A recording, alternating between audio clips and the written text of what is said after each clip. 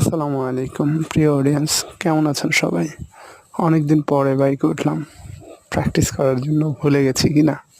না, ভুলিনি। এরকম প্রতিটি কাজ যেটা মাঝে মাঝে দরকার হয় না বা রেয়ার দরকার হয়, দরকার না হলেও ওটা প্র্যাকটিস করবেন। প্র্যাকটিসের মাধ্যমে আপনার এক্সপার্টিসটা ধরে রাখবেন।